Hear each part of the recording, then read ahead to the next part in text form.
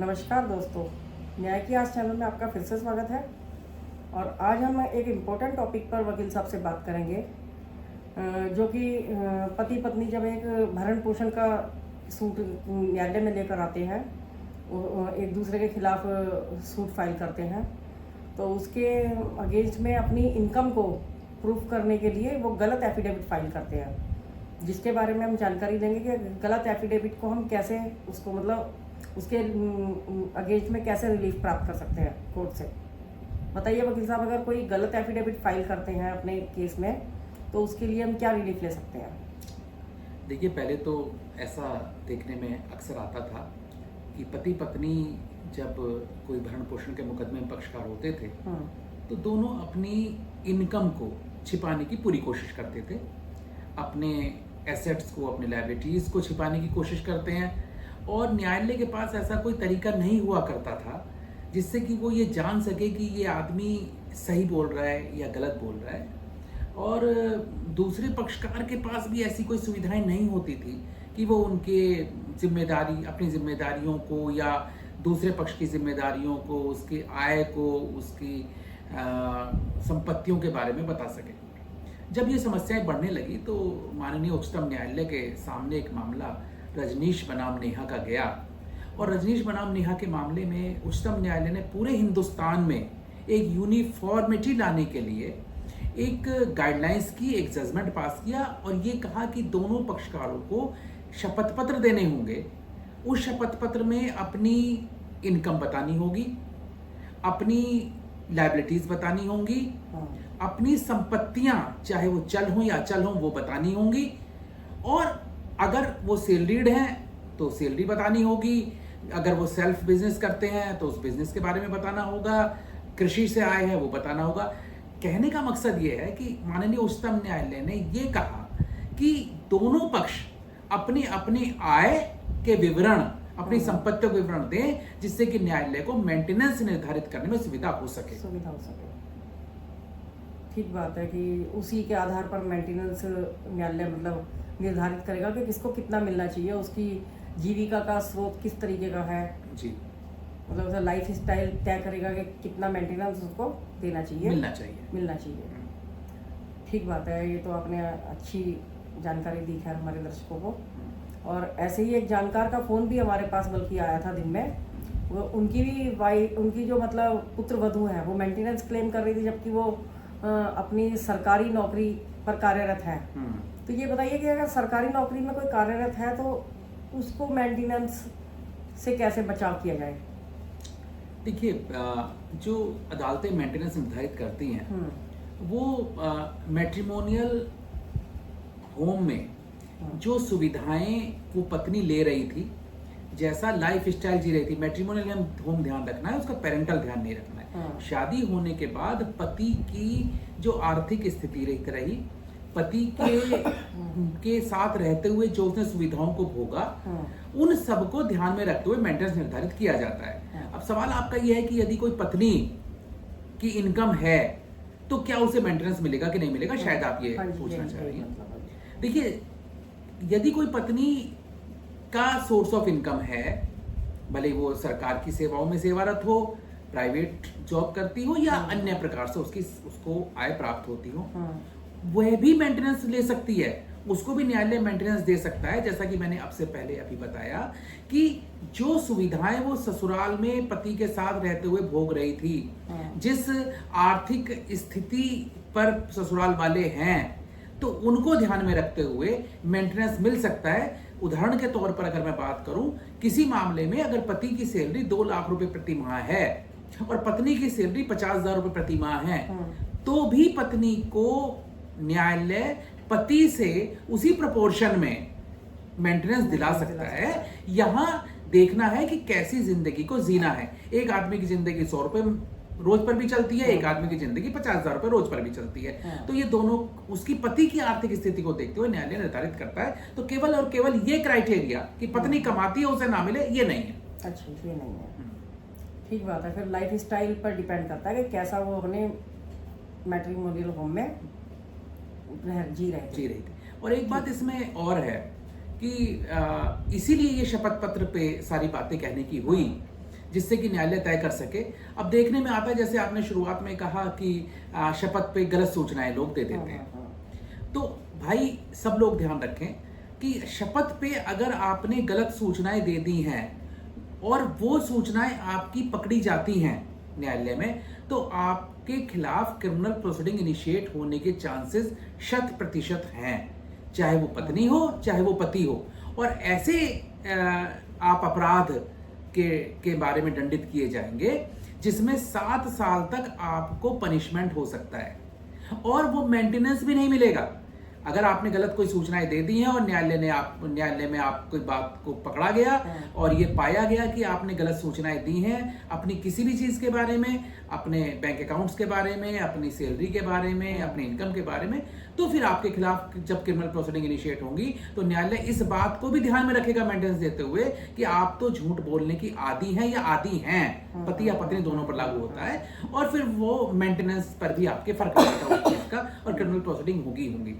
ठीक बात है, कोर्ट का व्यू चेंज हो जाता है कि मतलब फाल्स एलिगेशन अगर लगा रहे हैं, फाल्स इन्फॉर्मेशन दे रहे हैं, एफिडेविट फाइल कर रहे हैं, तो कोर्ट का उसमें फिर व्यू चेंज हो जाता है, सिंपैथी नहीं रहती उसी पक्षकार। देखिए जब भी जो न्यायालय मेंटेनेंस देगा ना, वो बहुत कुछ तो जो ऑन पेपर्स आप कह रहे हैं, जो आपकी प्लीडिंग्स हैं, जो आपके एफिडेविट्स हैं, जो आपके पेपर्स हैं, उसको देखते हुए और कुछ गैस वर्क को ध्यान में रखता है। जैसे कि अब सवाल होता है कि भाई क्या क्या लगाना चाहिए एफिडेविट के साथ, क्या मैंडेटरी है, लगाना चाहिए नहीं, मैंडेटरी क्या है, आवश्यक है। आप दोनों पक्षकारों को अपने 3 साल के बैंक स्टेटमेंट लगाने होते हैं, एक बात तो ये। दूसरा, अगर इनकम टैक्स फाइल करते हैं तो शादी से 1 साल पहले का, सेपरेशन से 1 साल पहले का, सेपरेशन मतलब जब से अलग हुए पति या पत्नी, उससे 1 साल पूर्व का, और जब पिटीशन फाइल किया है उस वक्त का इनकम टैक्स सर्टिफिकेट भी फाइल करना होता है, इनकम टैक्स रिटर्न फाइल करना होता है, ये बताने के लिए कि इनकम क्या, ये मैंडेटरी है। इसके अलावा जो भी आपके पास संपत्तियां हैं सब डिस्क्लोज करनी होंगी। आपके ऊपर कोई अगर लायबिलिटीज हैं, लोन है और कोई लायबिलिटीज हैं, वो डिस्क्लोज करनी होंगी। खास तौर से पतियों के मामले में ये होता है कि जब पत्नियां छोड़ देती हैं, अलग किसी वजह से अलग हो जाते हैं पति पत्नी, तो जब पति के ऊपर जिम्मेदारी, लीगल लायबिलिटीज बहुत सारी होती हैं, जैसे माँ बाप की जिम्मेदारी। तो पति के अगर माता पिता हैं और उनका कोई सोर्स ऑफ इनकम नहीं है, तो उसकी भी जिम्मेदारी पति को उनका मेंटेन करना है अपने माता पिता को, तो वहां पर भी उसको डिस्क्लोज करना चाहिए। और जब वो जिम्मेदारी ये बताता है कि मेरी जिम्मेदारी है, तो अदालत उस जिम्मेदारी को भी ध्यान में रखते हुए मेंटेनेंस करती है। कभी कभी आपने देखा होगा पोर्शन में और रेशो डिवाइड कर देती है जी, कभी आपने पति दीक्षांतरी देखा होगा कि बच्चे अक्सर माँ के साथ रहते हैं, अक्सर जब अलग होते हैं तो अधिकतर देखा जाता है कि माँ के साथ बच्चे चले जाते हैं। तो जब मेंटेनेंस क्लेम होता है तो बच्चों का और पत्नी दोनों अपना मांगती है। और जैसा आपने कहा कि कोई सेवारत है, कोई पत्नी मान लिया कोई जॉब करती है और उसकी इनकम है, तो ये प्रश्न बहुत बार अक्सर आता है ये दिमाग में कि क्या उन बच्चों के मेंटेनेंस का जिम्मेदारी पति की ही है, क्योंकि नेचुरल गार्जियन पति को माना गया, हस्बैंड को माना गया, तो क्या भले ही बच्चे मां के साथ रहें, तो क्या उस बच्चों के 100% भरण पोषण की जिम्मेदारी पति की आती है कि नहीं आती है। और ये एक गलत परसेप्शन है, गलत एक जानकारी है आम जनमानस में या लड़कियों में कि भाई बच्चा है तो उसकी पूरी जिम्मेदारी पति की है। ऐसा नहीं है। अगर पत्नी कार्य करती है, पत्नी की इनकम है, तो उस बच्चे के भरण पोषण की जिम्मेदारी पति और पत्नी दोनों की है। तो उस अनुपात में पत्नी की सैलरी को देखते हुए, पति की सैलरी को देखते हुए बच्चे के भरण पोषण की धनराशि न्यायालय दोनों पर डालते हुए निर्धारित करेगा, ना कि एक पर ही डाल देगा। ये भी एक सवाल होता है बहुत बार कि भाई क्या होगा। तो मैंने ये बताने की कोशिश की कि बच्चों की जिम्मेदारी को दोनों की होती है, ना कि उसकी होती है। ठीक है, ये तो आपने बहुत सही जानकारी दी कि अगर कोई पति या पत्नी अपने इनकम की जानकारी पूरी नहीं देता है, कोई एफिडेविट नहीं फाइल करता है, तथ्यों को कोर्ट से छुपाता है, तो ये बताइए कि क्या सभी केस में न्यायालय ने अभी नेहा वर्सेस रजनीश के मामले के बाद एफिडेविट फाइल करना जरूरी कर दिया है, मैंडेटरी कर दिया है? बिल्कुल मैम, जब इस निर्णय के बाद सभी न्यायालयों में और सभी भरण पोषण की कार्यवाहियों में, चाहे वो हिंदू मैरिज एक्ट के अंतर्गत हो या डीबी एक्ट में हो या सीआरपीसी बीएनएसएस के अंदर हो, सभी कार्यवाहियों में मेंटेनेंस की प्रोसीडिंग में ये एफिडेविट फाइल करना मैंडेटरी है। और अगर कोई पक्ष इसको नहीं करता है तो मान लिया लड़की नहीं करती है तो उसको मेंटेनेंस नहीं मिलेगा। अच्छा। और लड़का नहीं करता है, कोर्ट एक टाइम देती है, रीजनेबल टाइम होता है जो 4 हफ्ते तक हो सकता है, और 2 बार एडजॉर्न हो सकता है केवल एफिडेविट के लिए फाइल करने के। मान लिया कोई कहता है कि साहब मुझे एडजॉर्न कर दो, मैं किसी वजह से एफिडेविट फाइल नहीं कर सकता, तो 2 बार कोर्ट एडजॉर्न कर सकती है और 4 सप्ताह तक कोर्ट टाइम दे सकती है इसमें एफिडेविट फाइल करने के लिए। अगर कोई नहीं करता है, कोई पुरुष मतलब अपोजिट पार्टी नहीं करती है, तो फिर कोर्ट उसके एडवर्स जाते हुए जो प्लीडिंग लड़की ने कहा है और जो उसने एफिडेविट फाइल किया है उसी को मानते हुए भरण पोषण की धनराशि निर्धारित कर देगा। और आपको फिर उसका नहीं फाइल करेंगे तो उसका नुकसान आपको उठाना पड़ेगा, और जो लड़की एफिडेविट में कह रही है फिर उसको सच मानकर कोर्ट निर्धारित करेगा। अच्छा, ये बताइए, जैसे आपने कहा कि दोनों ही पार्टीज को एफिडेविट फाइल करना जरूरी होता है, कुछ घरों में ऐसा होता है महिलाएं बिल्कुल ही घरेलू होती हैं जी, जिनके नाम पे ना ही कोई बैंक के खाते होते हैं, ना ही कोई प्रॉपर्टी होती है, तो उस केस में क्या होता है? देखिए, जो लोअर इनकम ग्रुप की हैं, ईडब्ल्यूएस इकोनॉमिक वीकर सेक्शन है, उनको इस एग्जेम्प्ट कर दिया गया है। अच्छा। इकोनॉमिक वीकर सेक्शन, देखिए घरेलू महिला होना अलग चीज है। पता लगा एक बहुत बड़े एक रईस परिवार में गई है लेकिन घर का काम करती है, उसका पति ने कोई बैंक अकाउंट नहीं खुलाया है, कुछ नहीं खुलवाया है, तो वो कंडीशंस अलग है। इकोनॉमिक वीकर सेक्शन एक होता है, उसके लिए कोई एफिडेविट फाइल नहीं करना होता है, उसको एग्जेम्प्ट किया हुआ है, क्योंकि ना तो उसका बैंक अकाउंट है ना कुछ है। और ऐसी महिला जो एक धनाढ्य परिवार में या मध्यम श्रेणी के परिवार में या इकोनॉमिक वीकर सेक्शन से ऊपर वाले परिवार में कहीं ब्याही है और उसकी शादी हुई है, तो वो एक शपथ पत्र फाइल करेगी और बताएगी कि उसका कोई बैंक अकाउंट नहीं है, उसकी कोई सोर्स ऑफ इनकम नहीं है, वो और शपथ पत्र में बताकर ये चला देगी और कोर्ट उसको कंसिडर करेगा और मानेगा। अच्छा, चलिए, बहुत बहुत धन्यवाद, आपने ये सभी जानकारी दी हमारे दर्शकों को। एक चीज और मैं यहाँ बताना चाहूँगा, बताइए। कई बार अभी जैसे होता है कि लड़की या लड़का, मतलब पति या पत्नी कोई भी, ये अपने इनकम टैक्स को छिपाते हैं, और खास तौर से उसमें जहां उनका अपनी बिजनेस हो, जहां आप सैलरीड ना हो, क्योंकि सैलरी वाले हैं तो सबको देना ही होता है, चाहे वो प्राइवेट में हो चाहे गवर्नमेंट में हो, कई बार छिपाते हैं। तो एक आप आरटीआई में 2024 में एक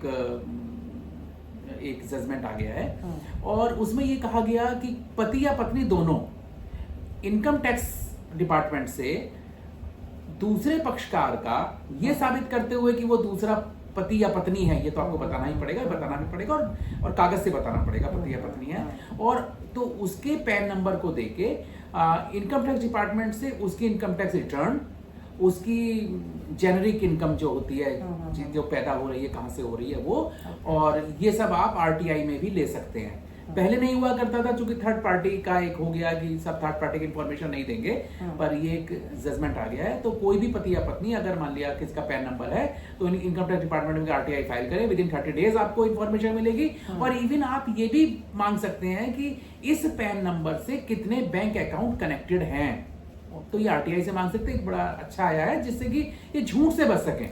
ये सब इसलिए कहा गया कि लोग झूठ ना बोले, अदालतों में तो कम से कम भाई झूठ ना बोलो। और अगर झूठ बोलोगे, कोई पत्नी अगर खास तौर से ऐसा झूठ बोलती है, और उम्मीद देखने में आता है कि पत्नियां बहुत झूठ बोलती हैं, ज्यादातर गलत इंफॉर्मेशन अपनी छिपा लेती हैं, कहीं जॉब कर रही हैं उसको छिपा लेंगी, बैंक अकाउंट छिपा लेंगी, पति भी करते हैं, मैं ये नहीं कह रहा, पर लेकिन अधिकतर रेशो मैंने पत्नियों को देखा है ऐसा करते हुए। तो अगर ऐसा करोगी तो मेंटेनेंस तो मिलेगा ही नहीं, जेल जाने की संभावनाएं भी बहुत ज्यादा बढ़ जाएंगी। तो अदालतों में सच बोलो और सच चीजें बताओ और न्याय पाओ। ठीक बात है, मतलब गलत एविडेंस के लिए 191 जो आईपीसी का सेक्शन है, 193, उनमें गलत साक्ष्य और सबूत कोर्ट में पेश करने के अगेंस्ट में सजा मिल सकती है। मिल सकती नहीं, मिलेगी आपको, अगर आपने जानबूझ के किया तो मिलेगी। चलिए, ये तो बहुत अच्छी बात जानकारी आपने दी है, जिससे हमारे सभी दर्शक इसका फायदा उठा सकें, और कोर्ट का समय इसीलिए जाया ना हो, ये इसीलिए वो जजमेंट इस तरीके के फेवर में दिए गए हैं जी। एफिडेविट का जो मतलब जो इस केस में नियम बनाया गया है वो इसीलिए बनाया गया जिससे कोर्ट का समय ना बर्बाद हो, क्योंकि इसमें सालों साल लग जाते हैं प्रूफ करने में कि हाँ भाई क्या इनकम है, क्या सोर्स ऑफ इनकम है, क्या हस्बैंड कमाता है, क्या वाइफ कमाती है। इसी में मेंटेनेंस को तय करने में कोर्ट का भी टाइम बर्बाद होता है। हाँ, जैसे आप देखते हो 8-8 10-10 साल से भी हाँ केसेस हम जी, देख हाँ रहे जी, हैं हाँ चल जी, रहे हाँ हैं। जी। ठीक है, तो ये तो अच्छा क्राइटेरिया खैर बनाया है कोर्ट ने। इसी के साथ ही हम अपने विषय को यहीं विराम देते हैं। आगे फिर एक नए टॉपिक को लेकर मिलेंगे। जब तक के लिए देखते रहिए हमारा न्याय के आस चैनल। धन्यवाद। नमस्कार। नमस्कार।